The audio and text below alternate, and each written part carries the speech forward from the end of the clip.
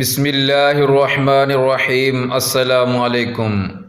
کیا ناپاکی کی حالت میں ماں اپنے بچے کو دودھ پلا سکتی ہے؟ جاننے کے لیے اس ویڈیو کو مکمل دیکھیں اور اس چینل کو سبسکرائب کریں۔ غسل میں تاخیر نہیں کرنی چاہیے، جتنی جلدی ہو سکے غسل کرنا چاہیے۔ یعنی اگر دو نمازوں کے دوران غسل واجب ہوا ہے، دوسری نماز کا وقت ختم ہونے سے پہلے غسل کر لینا یہ ضروری ہے، تاکہ اس تاخیر کی وجہ سے کہیں نماز قضا نہ ہو جائے۔ کسی گھر میں کسی جاندار کی تصویر موجود ہو، جس گھر میں کتا موجود ہو، اس گھر میں اللہ تعالیٰ کے فرشتے نازل نہیں ہوتے۔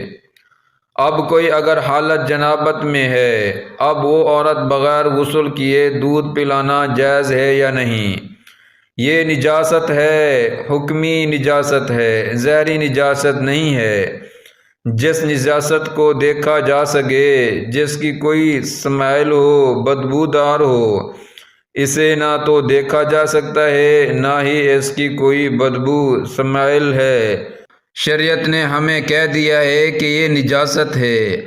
اگر کوئی ماں اپنے بچے کو دودھ پلائے گی تو اس کا دودھ پلانا بالکل جائز ہے، بالکل قطعاً جائز ہے۔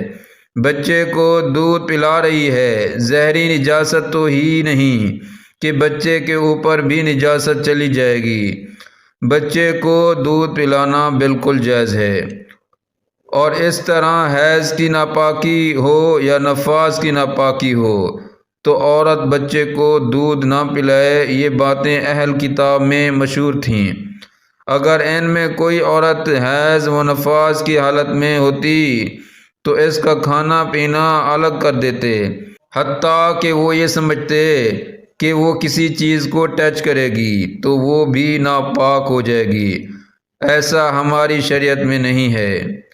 حضرت عائشہ صدیقہ رضی اللہ عنہا ارشاد فرماتی ہیں کہ میں ایک پیالے میں پانی پی رہی تھی، نبی پاک صلی اللہ علیہ وسلم تشریف لائے اور مجھے ارشاد فرمایا، اے عائشہ میرے لیے بھی کچھ چھوڑ دو۔ میں نے وہ پیالہ آقا صلی اللہ علیہ وسلم کی بارگاہ میں پیش کیا تو نبی صلی اللہ علیہ وسلم نے پوچھا کہ تم نے کہاں ہونٹ رکھ کر پانی پیا؟ تو وہیں آپ صلی اللہ علیہ وسلم نے ہونٹ رکھ کر پانی پیا۔ اس سے معلوم ہو رہا ہے کہ حیض عورت کا چھوٹا ہو یا حیض عورت کسی چیز کو چھو لے تو وہ چیز ناپاک نہیں ہو جاتی ہے، کیونکہ یہ حکمی نجاست ہے، ظاہری نجاست نہیں ہے۔ اس ویڈیو کو لائک کریں، شیئر کریں اور اس چینل کو سبسکرائب کریں۔ جزاکم اللہ خیرا۔